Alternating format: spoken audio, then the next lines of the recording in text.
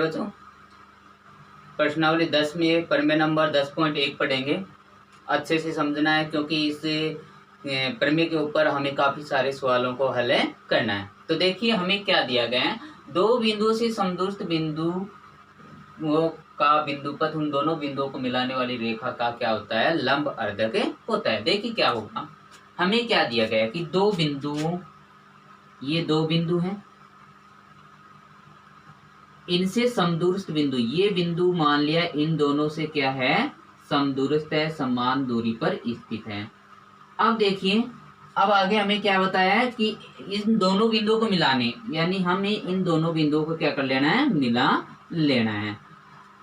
और इस पे क्या होगा, इसका जो बिंदुपथ है वो इसका लंब अर्धक होगा, यानी ये 90 डिग्री का बनाएगा और साथ में बराबर दो भागों में विभाजित करेगा। तो हम मान लेते हैं ए और बी दो बिंदु हैं, जिससे ये पी पॉइंट है वो समदूरस्थ है, और हमें बताना है कि ये पी क्यू है वो ए बी को क्या करेगा, लंब समद्विभाजित करेगा या लंब अर्धक करेगा। तो दिया हुआ में हमें क्या लिखना है, हमें जो बात दिया गया है वो लिखना है।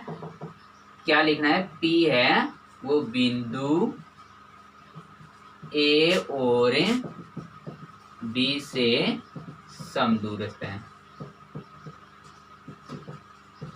क्या लिखना है कि जो ये बिंदु P है वो AB से क्या है, समदूरस्थ है। ये बात हमें दिया गया है। सिद्ध क्या करना है, हमें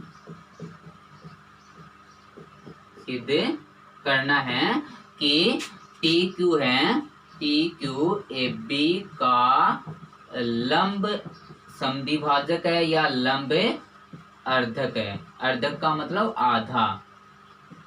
अब देखिए भाई, हमें इसकी उत्पत्ति को ध्यान से देखना है, समझना है कि हमें क्या लिखना है। देखिए पहले हम बात कर लेते हैं त्रिभुज APB पे।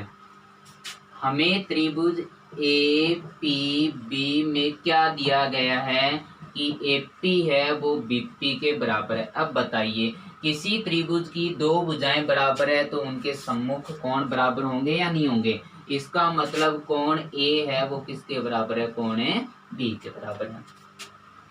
अब यहाँ पे हमें ये दो त्रिभुज दिए हैं, इन दोनों त्रिभुजों को हमें क्या कर लेना है, इन दोनों त्रिभुजों को हमें सर्वाक्षम सिद्ध कर लेना है। अब सर्वाक्षम की भाषा आप जानते होंगे, सर्वाक्षम का मतलब है ऐसी दो त्रिभुजाकार आकृति जिनके सभी अंग समान हो, सर्व प्लस अंग प्लस सम, सभी भाग क्या हो, समान हो। देखिए कैसे करते हैं।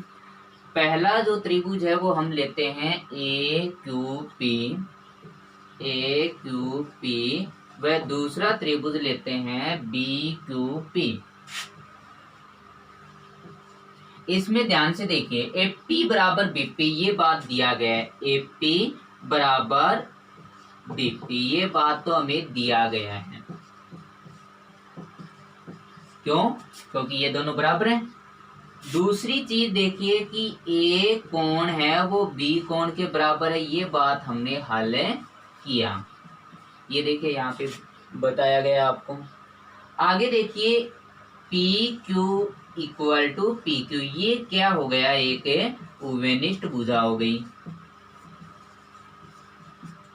ठीक है, उभयनिष्ठ भुजा होगी। तो अब हम क्या करेंगे, बताएंगे कि यहाँ पे दो भुजा और एक कोण बराबर है, तो SAS नियम से हमारे पास ये दोनों त्रिभुज AQP बराबर हो गया त्रिभुज, सर्वाक्षम हो गया त्रिभुज BQP के। अब बताइए सर्वाक्षम त्रिभुज की संगत भुजाएं क्या होती हैं, बराबर, क्योंकि आपको बताया गया है सर्वाक्षम त्रिभुजों के प्रत्येक अंग है वो क्या होंगे, बराबर होंगे।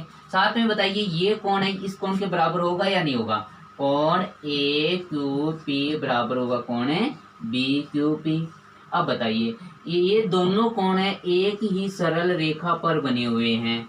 कौन सी सरल रेखा पर बने हुए हैं, एक सरल रेखा पर, जो कि एक सरल रेखा AB पर बने हैं। तो इसका मतलब क्या हुआ, सरल रेखा 180 डिग्री का कोण बनाती है। रेखिक युग्म कोण होंगे और रेखिक युग्म कोणों का योग 180 डिग्री होता है।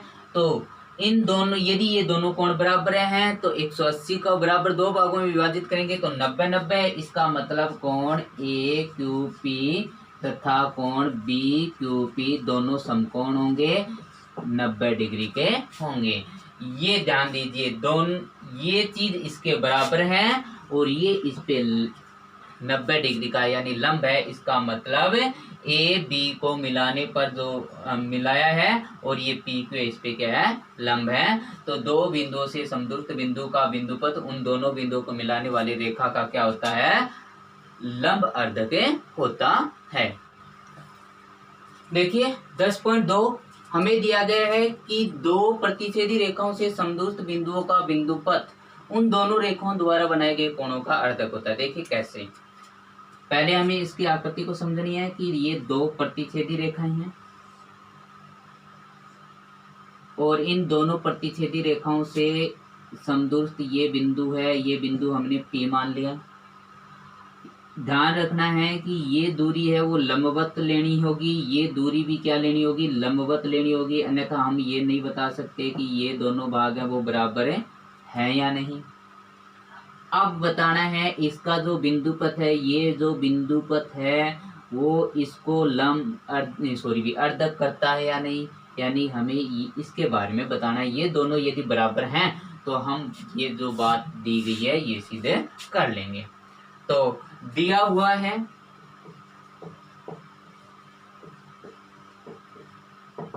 क्या, दो प्रतिच्छेदी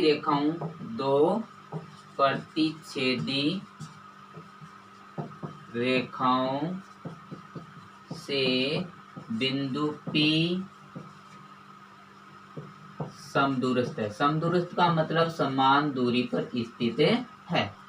सिद्ध क्या करना है, बिंदु T का बिंदुपथ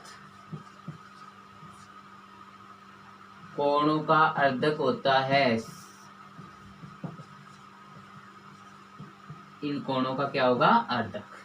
ध्यान से देखिए उपपत्ति, और उपपत्ति में वो ही चीज ध्यान में रखनी है कि जिस प्रकार हमने 10.1 में दो त्रिभुजों को सर्वाक्षम किया था, उसी प्रकार इसमें भी हमें यहाँ जो दो त्रिभुज दिए गए हैं इन्हें सर्वाक्षम ही करना है। तो एकदम आसान है। पहला त्रिभुज हम लेते हैं APO व दूसरा त्रिभुज लेते हैं BPO में। अब देखिए हमें क्या दिया गया है, हमें दिया गया है कि ये P है वो बिंदु है वो इन दोनों रेखाओं से समदूरस्थ है। इसका मतलब AP है वो BP के बराबर है, ये बात हमें दिया हुआ है। और साथ में देखिए कोण A बराबर है कोण B के, दोनों कोण है वो समकोण बनेंगे, क्योंकि आपको बताया गया है कि ये न्यूनतम दूरी यदि हमें बराबर लेनी है तो समकोण बनाना ही पड़ेगा। साथ में देखिए OP बराबर है OP के, यानी यह है हमारी उभयनिष्ठ भुजा।